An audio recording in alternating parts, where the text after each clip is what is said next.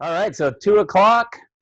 Can't tell exactly who's on, but everybody, welcome to Industry Insiders from the Windell's campus here at We Are Camp, driven by the Wy'East Mountain Academy. Today we have Alex Beaulieu-Marchand, Alex Hackel, and Nick Goepper on the line with us, former Academy alumni, not to mention X Games gold, silver, bronze in slopestyle, big air, real street, sorry.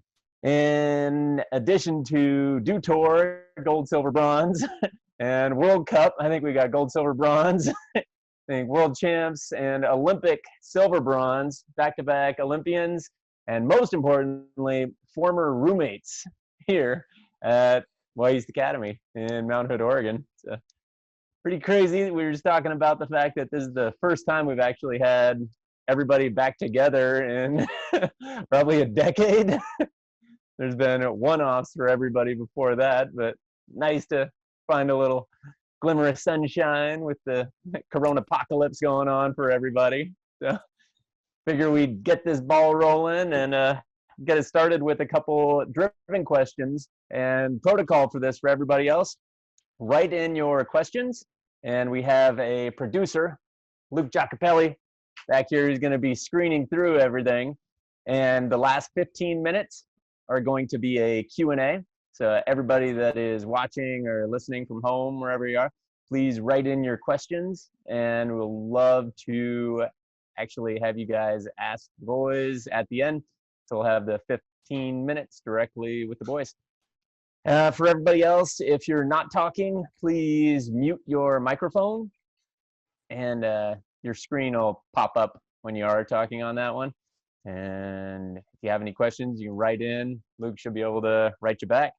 So to get the ball rolling, one of the things that is so exciting about all of this is normally professional athletes, the only set of eyes that they've had to watch and see how they got from A to Z is their own.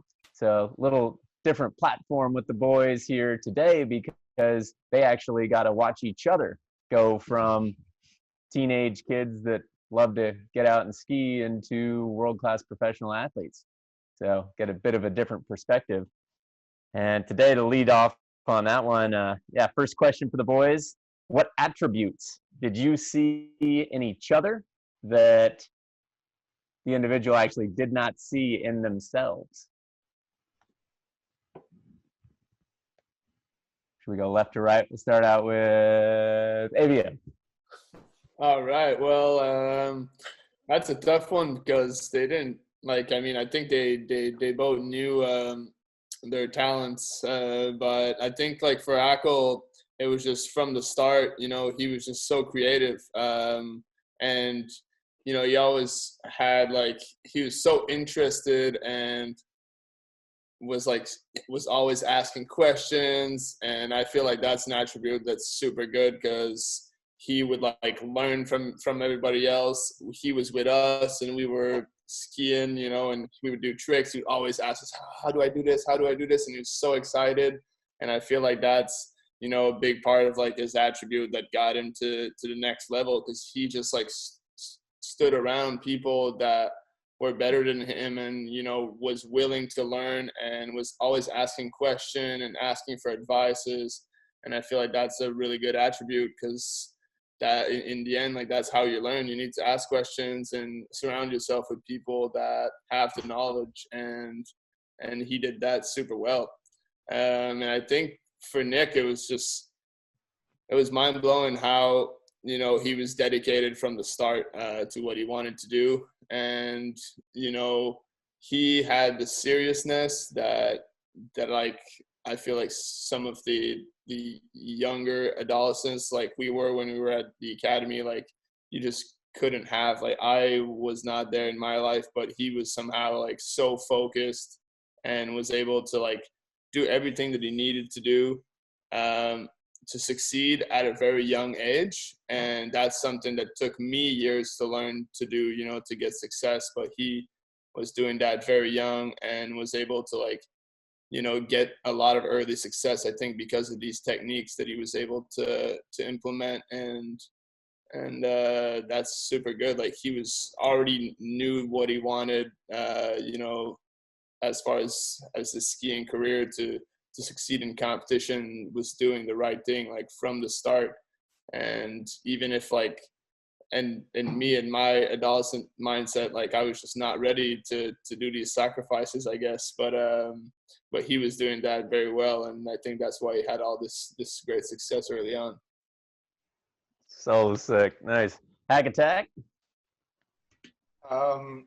So I want to just go ahead and like restate what ABM said about Nick. Like his work ethic from like directly meeting him has been like absolutely insane, and he like put emphasis on like all the right things at such a young age. Like he was like working out, going to the gym, taking things like very, very seriously. And like he was like 17 or something, but I mean, he acted like he was like a 10-year professional of like 30 years old in the NBA or something. Like he just was like always committed, and there's never an off day, and the passion was like always there. And he was dragging me always to the trampoline, dragging me always like, why aren't you working out? And basically he would just like, I was bright-eyed and bushy-tailed, so he would just like drag me to hang out with him while he did all these awesome things, and it definitely like rubbed off on me. And I guess like, you know, that was like always there from like day one. But I guess the attribute that I see in like Nick is like how much he's like developed on like a personal level, and kind of like he always had that like work ethic, but seeing him like grow into like who he is today as like a person, and being married and having a bunch of hobbies and all that stuff, like that was awesome, because I think he was really developed like skiing wise from like since I met him, and to see him grow as like a person has been really inspiring. With ABM, I mean, I was my jaw to the floor when I started hanging out with ABM. I thought like I absolutely like idolized him, and like hanging out with him and Nick was like absolutely awesome. And what I saw in like ABM is like really just like stepping into his confidence and really like seeing that it was possible. And when he like first came to the academy, like, you know, he basically was a very talented skier, but then like watching him, like he said, like he wasn't maybe necessarily like the most disciplined at the beginning, and maybe he didn't like, I don't know, believe it. But then I think about like halfway through, I could really see that like he knew it, and that's like you could tell that he just got that feeling that he knew that he could accomplish everything. And then watching him take his own path to achieving everything is like awesome. And it was really cool because both Nick and ABM kind of both have their own styles, and it was really cool to see them both kind of succeed and take their own path doing it. And that's kind of my biggest takeaway from both of them, is that, you know, there is no one right way to succeed, and like watching like them both do it is amazing, and they're both very talented. Nice pontoon bowmaker. Thanks, Hackel. I'll start with ABM. One thing that I remember when we were at the academy is that along with ABM's work ethic and style and creativity, he had sort of he really stayed true to himself and his Quebec roots, and like urban street skiing, like his crew, his boys back home, the movies, the influences, and all of that. At times, like almost stubbornly, but now, like 10 years later, or however many years, I think that's really cool, and I commend you for keeping your hometown and your home influences so close to your heart. One attribute that I think you possessed midway and later in your career that maybe you didn't know about or didn't exercise intentionally, but I think you have a competitiveness about you that has led you to crush everybody and be like one of the winningest big air slopestyle skiers today. So I think that's really cool. And yeah, super badass. Love watching you.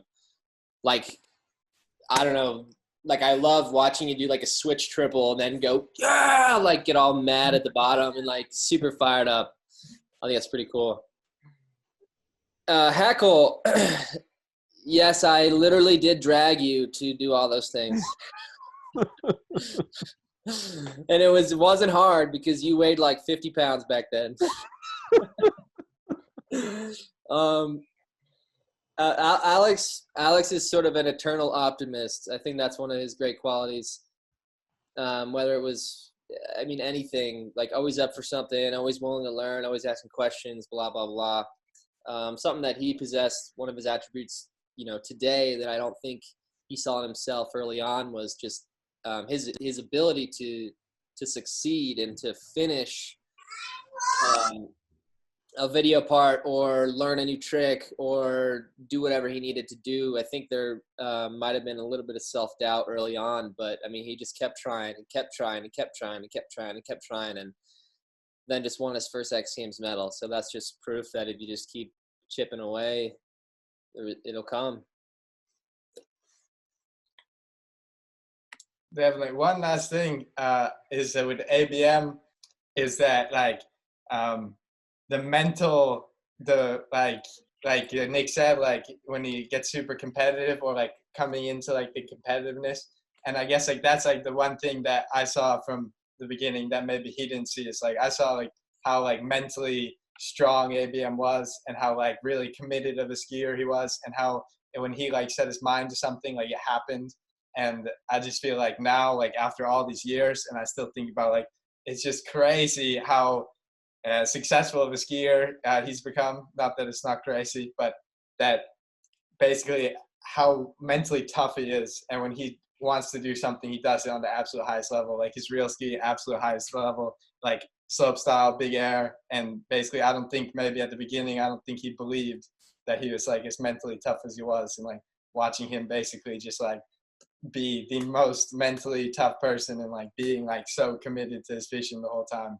That was definitely, I think, something that he came into. Well, thanks a lot, both guys.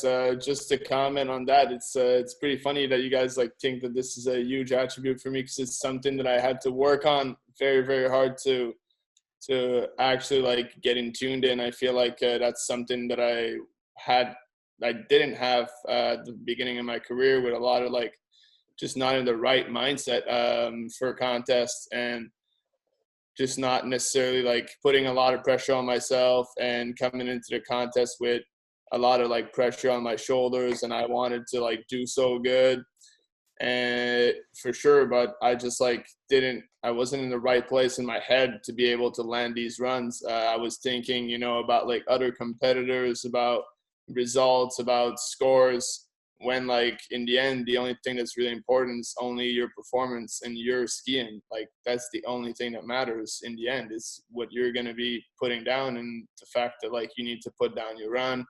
So I think Nick was saying, that I'm a competitor, and it's funny because I feel like I'm the least competitive person. I just like I'm competitive with myself, and since like I've been only competitive with myself, and I don't think about what the other people are going to do, and I focus only on like what I can do, because that's the only thing I can control, then that's when like results have actually been coming together, just because I can focus on like, all right, this is what I want to do, this is the one I want to put down, or this trick I want to do in the streets, and then you concentrate only on that, and you visualize positively. And I remember meeting even Hackel's mother at some point, because I had problems with my mindset. I didn't know like what I wanted to do with my skiing, and I was always torn apart when I was young between filming and competing, and was getting pulled in all the different directions. And I remember she was telling me like, just do what you love and what you want, and do it for yourself and nobody else. And I remember like that helped me a lot. Just do what you want to do, what brings you joy and fun, and focus on that, and don't do it for the wrong reasons, and then success is going to come. And I think it's amazing to see like how Hackel's Pat went, that he tried to follow us into the competition, but with the US team being so good, even though he had all the tricks. Like he was always like a year behind me on all my tricks. I would do the tricks, and next year Hackel would do it fucking perfect. And if he would have been Canadian, he would have been at the Olympics with us. It's just with the U.S. team being so big, he in the end, had to go in a different route to make it. But I think it's super amazing the route that he did go in, and it's cool to see that it's possible to do anything in skiing, and that the film side can bring you as far as the competition side, and that's why it's amazing. That perspective piece is really interesting because the three guys, ABM, Hackel, and Nick, that was another really interesting part, was where they actually came from. Because if you guys don't know, that actually shaped a lot of who they ended up becoming. Like ABM, when the Olympics were first announced, there was currently 6 guys from Canada who had won the X Games. ABM was the only one that qualified for the Olympics. So he had a completely different set of issues that he had to deal with. Hackel was so small that he had to work with doctors just to be able to grow to the average height. So the idea of him having a professional athletic career was completely out of the question. Remember having the talk with his parents when he was 15, and them outright saying, we know that there's no way he's going to be able to make it in this, but he loves it so much. And he made it. It was amazing. And Nick, if anybody doesn't know, is from southeastern Indiana, from Lawrenceburg, Indiana, outside of Cincinnati, Ohio. Not exactly the ski mecca of the world. So a bit more akin to ABM, there was a massive shadow of superstar American skiers. And Nick ended up going into the Olympics as the #1 ranked skier in the world. So they all had completely different obstacles to overcome, but definitely far exceeded any expectations. And actually, Hackel's parents, they were much more positive than that. I'm summarizing that. They're the most positive people I've ever met in my life. They knew that whatever he set his mind to, he could do. Can I say one thing? 15-year-old Hackel at the academy had the biggest hands I've ever seen in my life. And clothes. Definitely had the biggest. Like smallest body, but biggest hands. and I had never seen a 5XL hoodie until I met Alex Hackel. But, all right, actually on that point, any advice that you would have for your 16, 17-year-old self after going through the path here? So we'll go other side this time. Start with Nick first.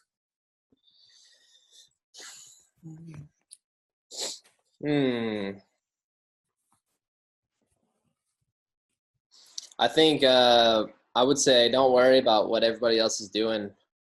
That's always been really hard for me. Is comparing myself to other people, whether it be skiing or skateboarding or ability to talk to girls or whatever. I'm always have struggled with that. And the times that I've been the happiest in my life is when, kind of like ABM was saying earlier, is when I'm only focused on what I am doing and doing it for myself. Because when I do that, then everything that, all my dreams, they come true, I guess. When I only worry about what I'm doing. So I would say to 17-year-old Nick, just do you and don't worry about other people.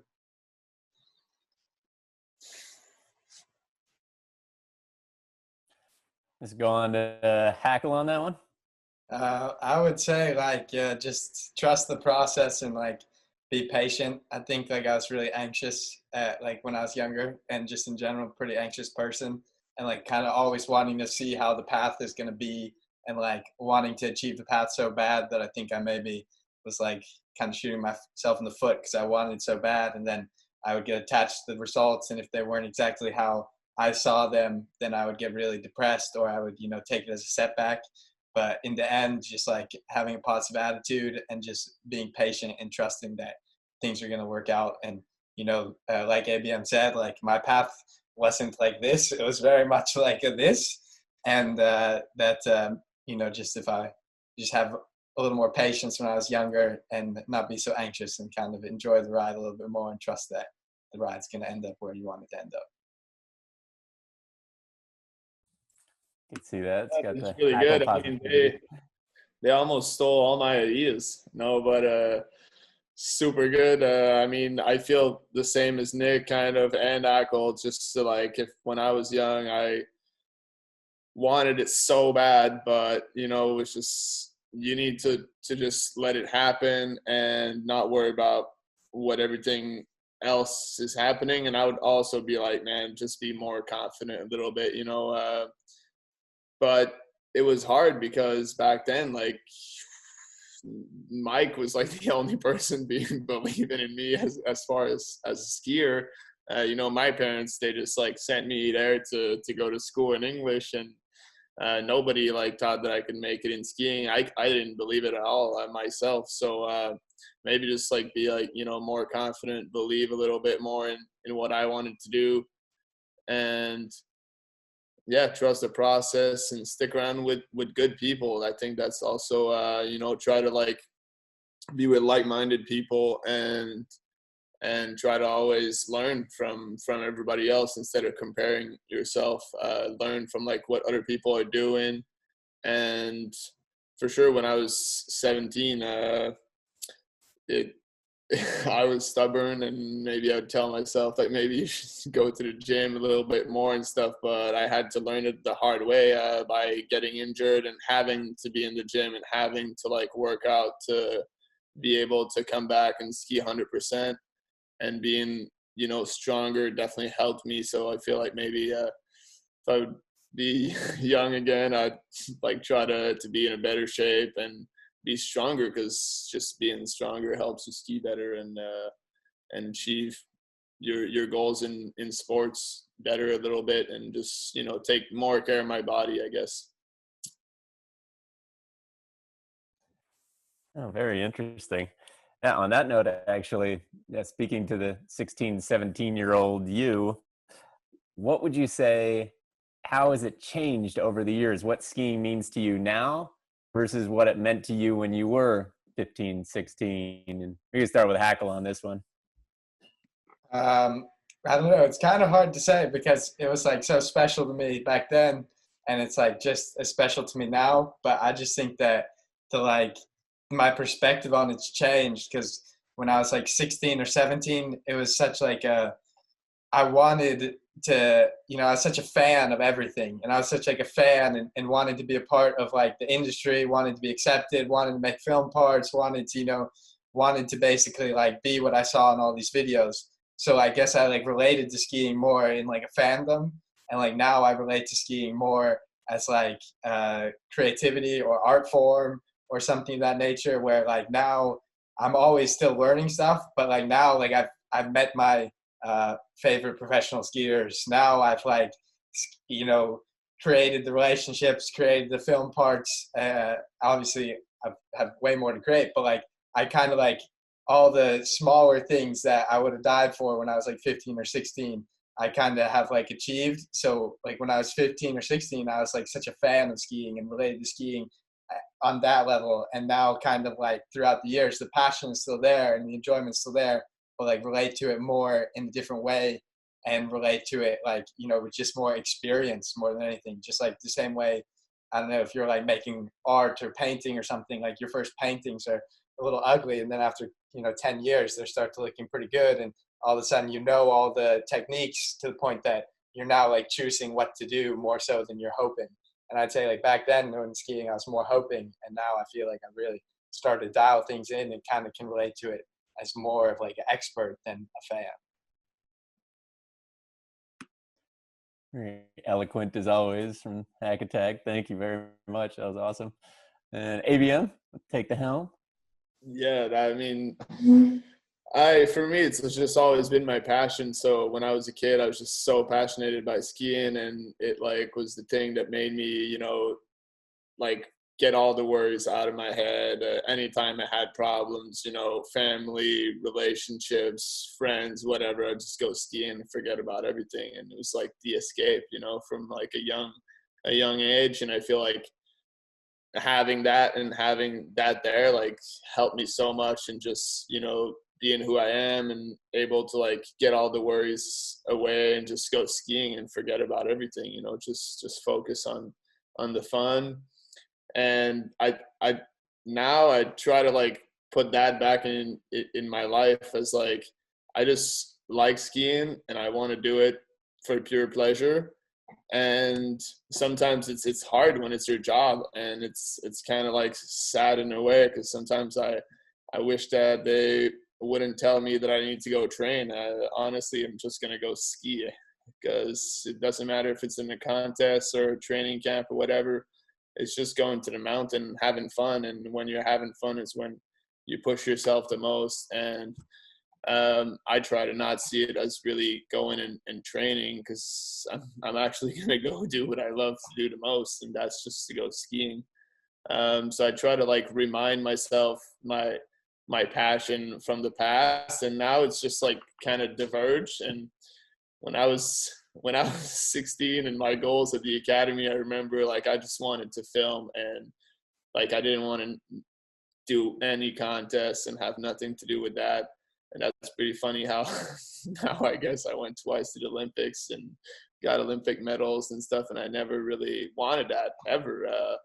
I just kind of got pulled into it by Kerry Miller following Nick and being like, you have what it takes, so you need to do this. And I was like, all right. And I ended up kind of like, it ended up all happening without me even noticing it that much. The first Olympics came so fast, and I just wanted to film, and that's still what I've been trying to do, film parts every season, so I can keep that part of my personality in my skiing, and do the contest side a little bit more as something that's a job, something that I focus on, I take seriously, so I can earn money to ski some more. In the end, like that's all I want to do, is just keep skiing more.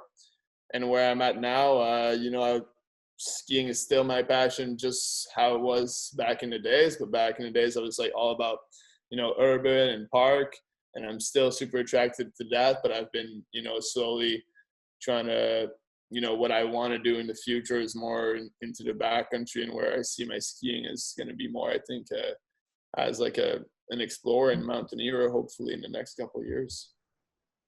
A funny little note on that one with ABM, he's actually the only one on this call right now that has medaled in 3 disciplines at the X Games.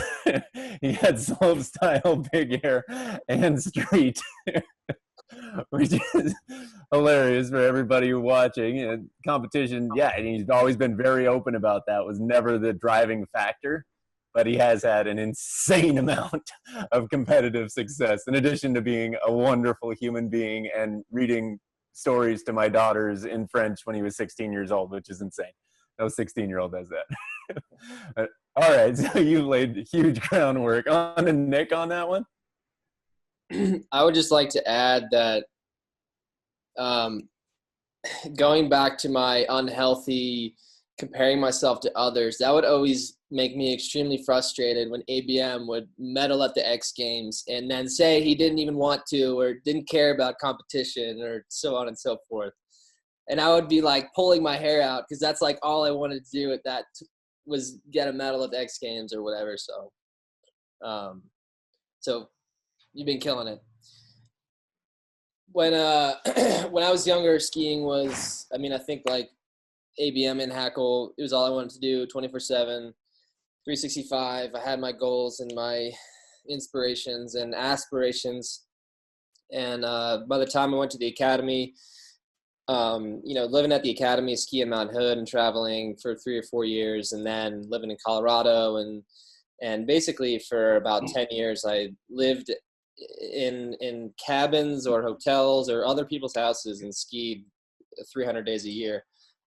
And then the last couple of years, I've sort of branched off and I bought a house and got married, and life is so much more dynamic now than just thinking about skiing all the time and not having really any responsibilities.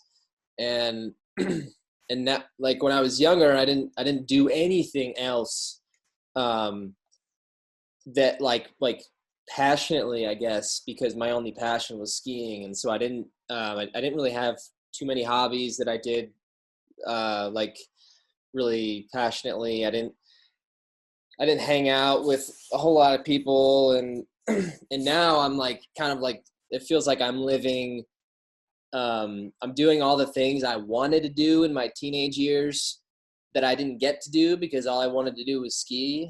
Now I'm doing those things now because I have more freedom and hanging out with my wife. And so I'm trying to, like, it's kind of a balance between doing, having a little bit more freedom and being able to do more things, but also bringing it back to what I loved when I was younger and what has afforded me, a lifestyle that I'm super grateful for. So I think it's amazing what Nick just brought up, really, because the fact, I think, for anybody like that's young and that want to like be successful in sports, that you have other things in life than what your sport is or your passion, I think is super important. And it was huge for me for sure. Because if you only have like skiing and that's your only thing that you have, then it's like, if it doesn't go well, it's like super stressful and brings a lot of stress on you. And to have other sports, other activities, you learn from all that. And that's all stuff that like will bring you more intelligence. And in the end, you'll probably be a way better, person in your sport because you do other things and you have other things in life, friends and other sports that you like, skateboarding, surfing, anything really, mountain biking, could be dancing, anything really, but anything that gets you a kick. And to have school and to have other things in the background also helps to, if ever, like in my ski career, things didn't go well, then I always have stuff to fall back on. And I think that's super important to keep the good vibes when you're skiing and not to be stressed about like what's going to come for you in life, apart from the sport. On that factor, actually, all three of these guys, when they were here at the academy, they didn't come in with perfect marks, but it was amazing to watch that there's an old saying of how you do anything is how you do everything. And as they got better on hill, their grades too, actually, were amazing. They were all darn near straight A students, which was especially amazing. ABM did that in another language. Remember, he got around a 91% in chemistry in another language, which I ended up giving him a surfboard for because it was insane. And then Hackel, who came in from a school where he got specialized help because education wasn't a strong suit coming in here, ended up pounding through books only to move on and learn Swedish to the point where he is now also fluent in Swedish of all languages, which is insane. And then Nick, straight A's, along with winning the X Games when he was in high school. So all three of these guys set the bar incredibly high for themselves and somehow always found a way of superseding that. So enough positivity. Now we're going to get serious. So, not really, but if there was one, which of course there was, what was the biggest mistake that you wish that you could take back? And this time, we'll come back to the top of the order. We'll start with ABM. I can't regret anything. Definitely, blowing my knees, my knee, getting all these injuries were like the toughest point in my career. And one of my biggest regrets, probably the 2014 Olympics, how like now on how I was prepared in 2018 with with a new mindset and, you know, way more like focusing on my skiing when I compared to like my performance in 2014. Now I know exactly why I didn't land my runs, because I just wasn't concentrated and wasn't focused at all on my skiing. And I was just like, like I'm there, it's amazing. And just like watching the other skier right before my run and not like being focused at all really on what I was going to do in the finals at the Olympics. So that's like for sure why I didn't have success at that event, just because I wasn't fully concentrating on what I was going to do, and I wasn't visualizing it, and I wasn't like, you know, focused. So, you know, that those are things that you learn the hard way. So I can't like, I don't have any, anything that I would do different, because that's how I learned that I needed to change. And, you know, by hurting my knee, I learned, you know, to take care of my body way better and become stronger, and to be in the gym for 9 months in a row and not be able to ski. That's how I also learned how passionate and how much I loved skiing, because I just couldn't wait to get back at it. And I worked so hard in the gym somewhere that I would never want to step foot on before, just to be able to go back to skiing. So it's like, I think it's really when there's the lowest of times that you can see how like your passion is going to be able to bring you somewhere great. And it's a lot of times I think like that stars in people and will like grow when it's the darkest of times. And I think like we're in a crisis right now, and it's always like important to see that, okay, what can I do to get better in these dark times, and what can I do to you know, what can I take in from this, and how can I apply it in my life, and to be a better person in the future. That is awesome. Just like everything else you do. Thank you very much. Nah, move on to Nick on this one. So I was trying to think about the biggest mistake that I made, and I thought about the biggest mistakes that I've made are I guess aren't mistakes. They're missed opportunities. I'd like to think that I say yes to a lot of things and try and take advantage of everything that comes my way. But I know there's been a lot of times where I've, you know, been too busy doing other stuff, or been distracted, or haven't been thinking right, or just haven't recognized a super cool opportunity and taking advantage of it, and then wondering where that could have gone. So I think those missed opportunities are my biggest mistakes. And you recognize those when you look back and you think about it. But also you know, all the decisions I've made in my life make me who I am now, and I like who I am now. So A lot of other people do too. Thank you very much. I think you are amazing. Ag Attack. These two did a pretty good job. I also share similar philosophy that like mistakes are the biggest teacher, and that they're unavoidable. And like, you know, for example, I also blew my knee, but was that like a mistake? That obviously wasn't the outcome I wanted, but you know, it was in the process of like me pursuing my passion. And luckily, you know, I've kind of haven't had too many things that I'm like really like, damn, that was a mistake, and that all of them have been pretty teachable. And you're always able to kind of come out with a bigger life perspective after a mistake. And I actually like think about what ABM said with like the crisis now, and it being like kind of a dark time. And I'm like pretty appreciative, because through skiing, like it's giving you ups and it's giving you downs, and like through injuries and stuff, and being on the down part of it before, and then like experiencing that like in those times, that it's a great teacher of character, and that it's like a great teacher of appreciation for everything you have in life. And then when things get better, then like the attitude that you can take from those dark times and apply to the bright times just make them even brighter. So I would definitely say that there's no mistake that I really, really regret, and that all mistakes are really opportunities to learn and grow. And I would say now, I just said I have no mistakes. But I'd say the biggest mistake is just not believing in myself and believing in my own limits. I would say when I look back and I'm like something that I regret. I don't regret any decisions per se, as much as I just regret that I didn't always believe in myself and that I've sold myself short and that I believed in my own, for lack of a better word, BS.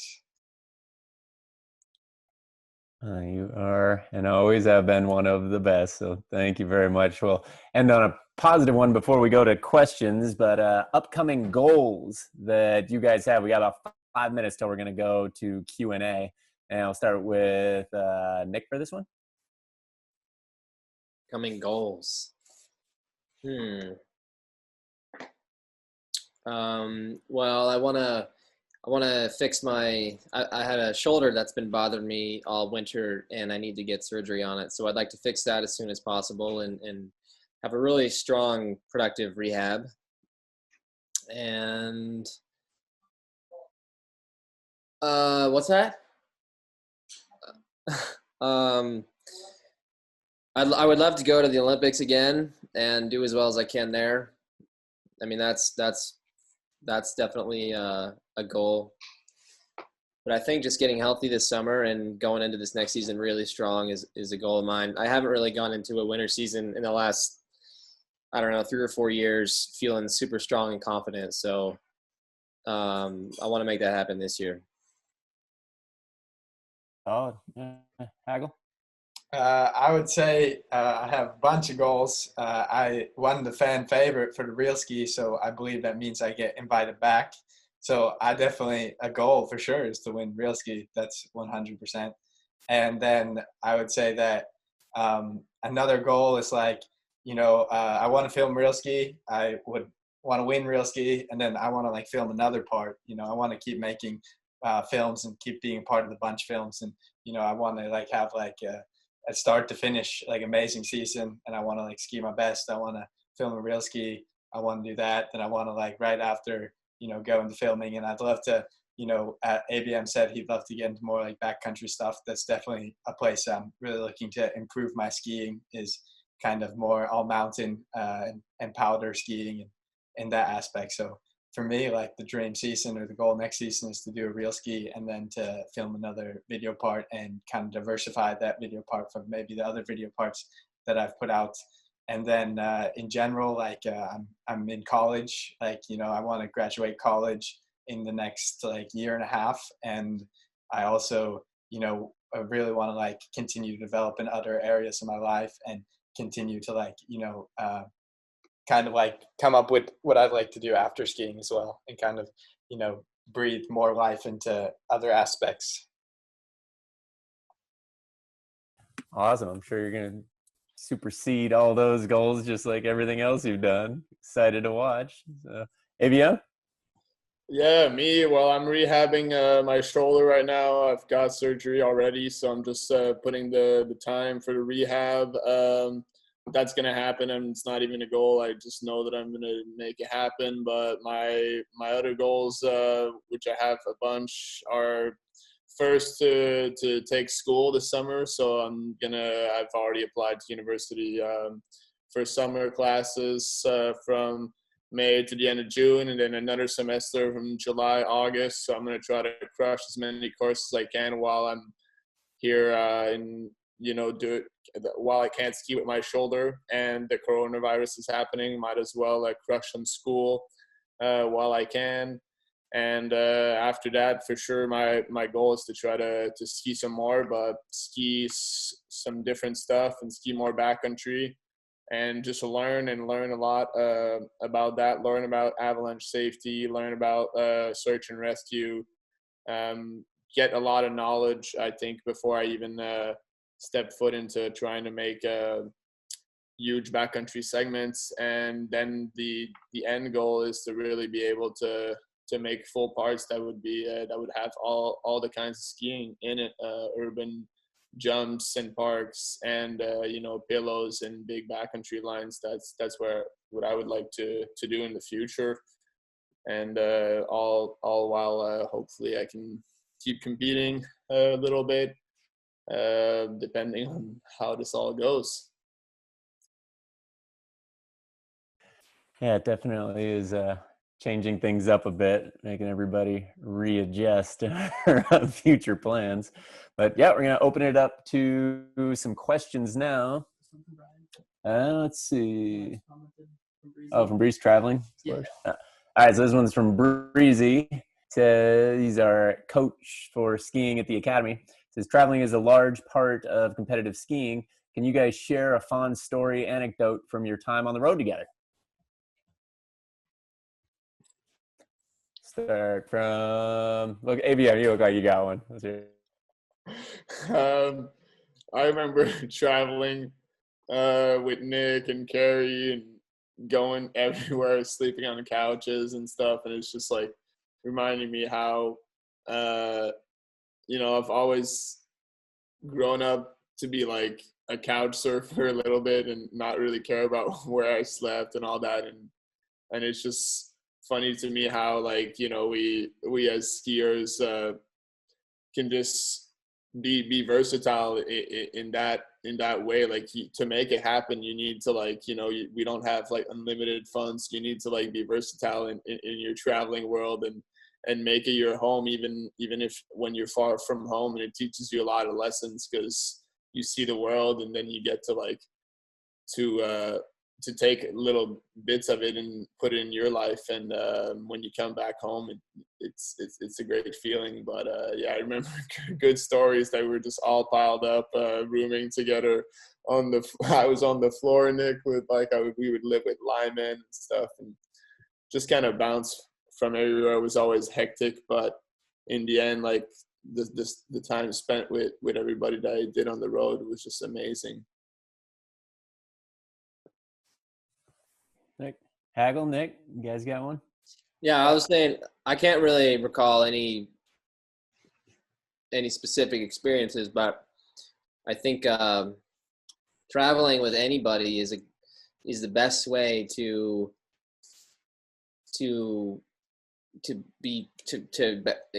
be friends with them and learn about them and figure out just figure each other out. Because when you're traveling, I mean, there's really no one is ever 100% comfortable because you're both unfamiliar with the area and the accommodations and so on and so forth. So I think it's a really good way to get to know somebody really well. Ag Attack?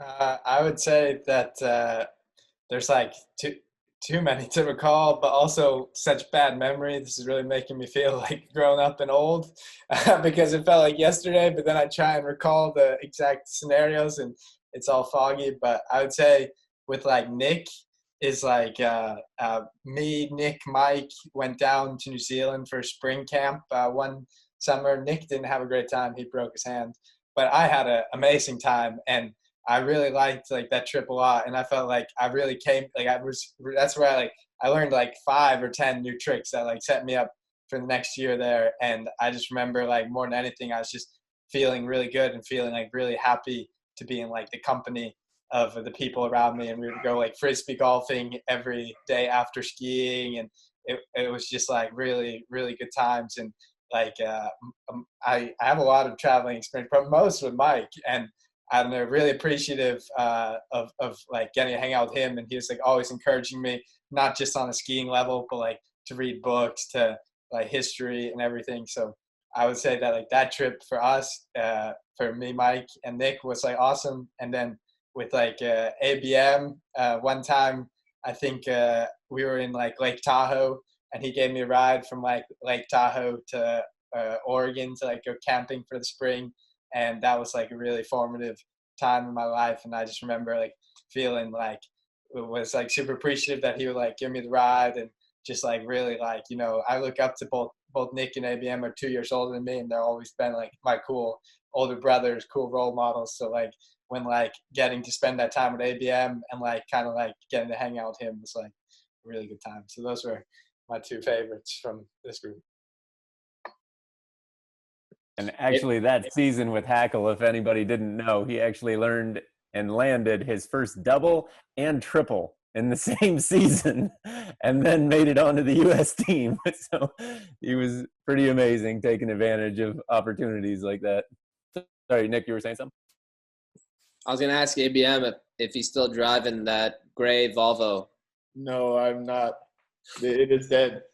You got a nice truck these days. True. We got some good ones. So I think we actually have another question here from Allie, actually.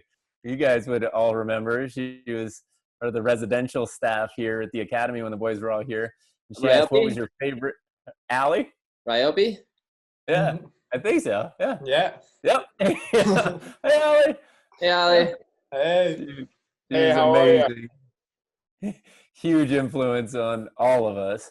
And she asked, what was your favorite memory from your time in school and who wore the biggest shirts? Hackel wore the biggest shirts for sure. I wear a medium now in case anybody. So funny. Like if most people is like they would grow out of their shirts, but like I don't have a single shirt from when I was like 14 because they'd be down to my ankles now anyways. But keep going.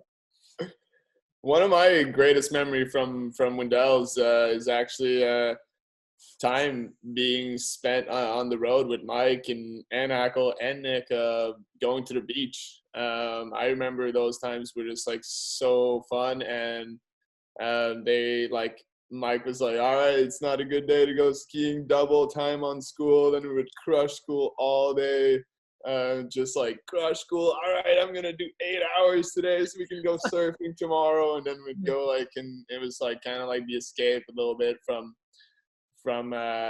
always being at Wendell's, and it was just it was good times. I'm a surf fan, and I know Mike is too, and Nick is too, and then we'd bring Hackel, and he was like trying to learn to surf, and it was just so funny, and we'd all have a good time. So I remember those were some of the best times at Wendell's, just skating around and hanging out with everybody.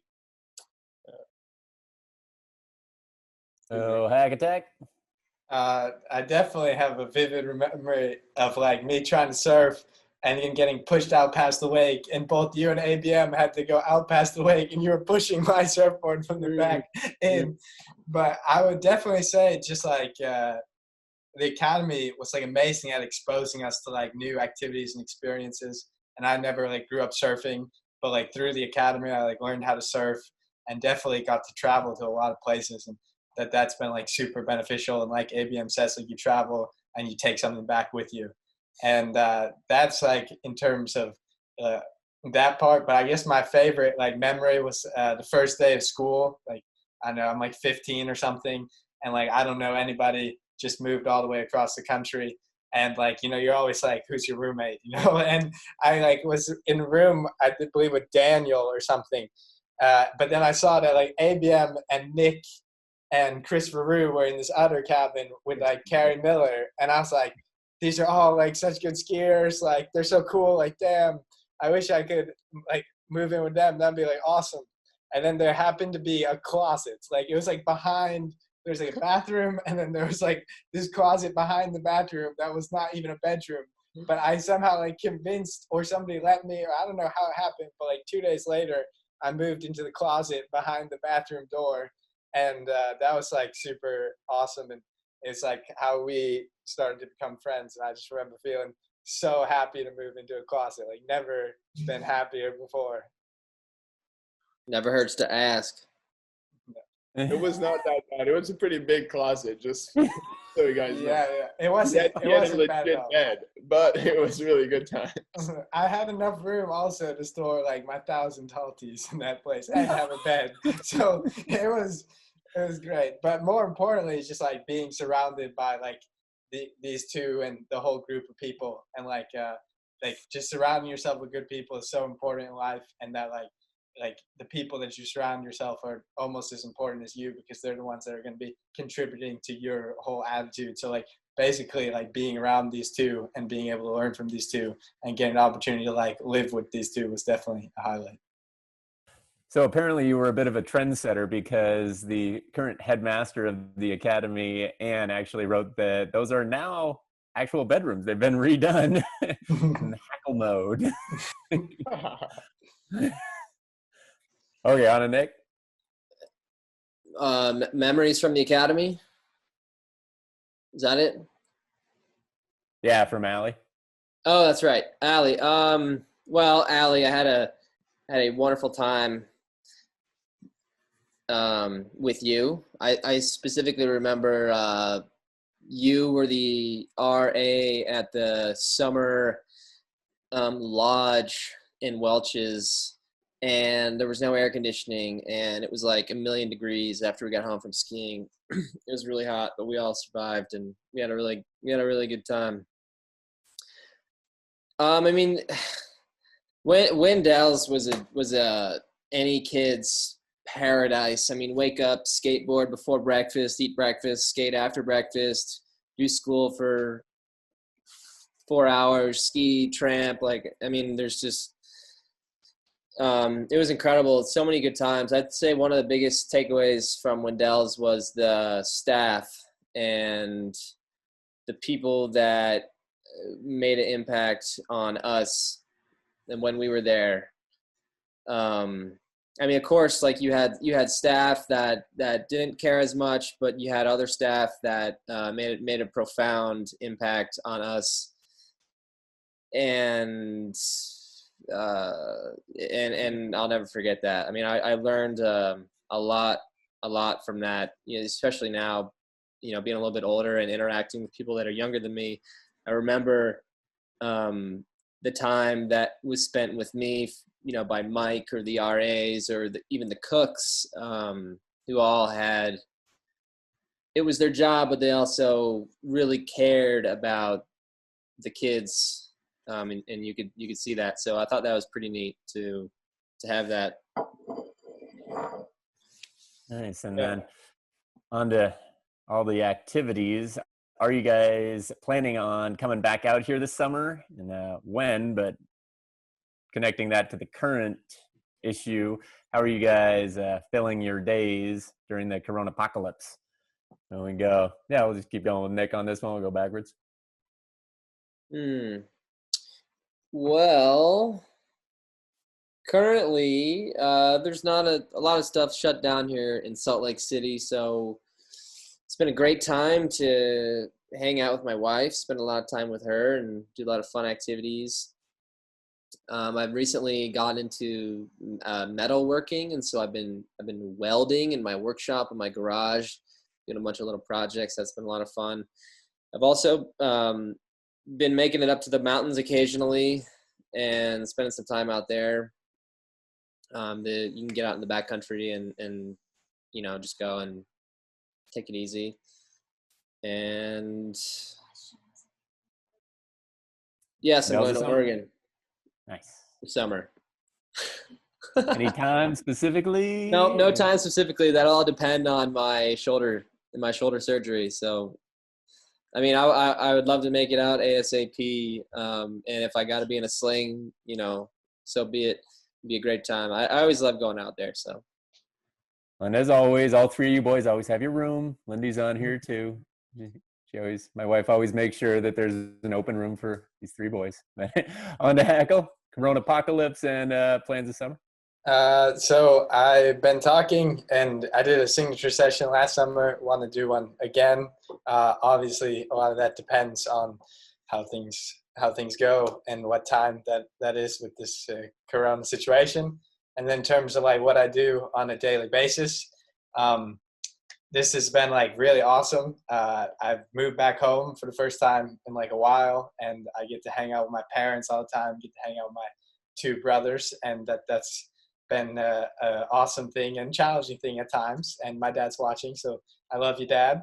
And but hanging out with family has been awesome, because when you travel a lot, that's not always the case. But just like I read this book, amazing book, Outliers by Malcolm Gladwell, and it really like highlighted to me that like where you spend your time, like what hours you spend in your day, is kind of like the plant that you're going to water and it's going to grow. So I've just been like really trying to like not watch Netflix series, like, and just use my time to like do productive things. Not that it's not productive, that's like relaxing, but you know, I like wake up and I work out, I practice my Swedish, I read Swedish books.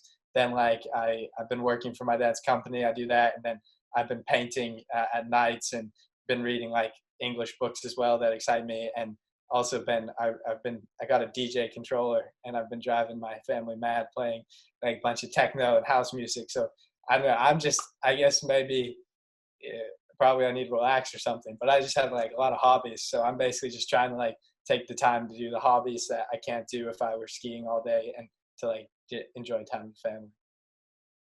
Oh, your family is amazing. We love you guys. Thank you for everything you've done for all of us over the years.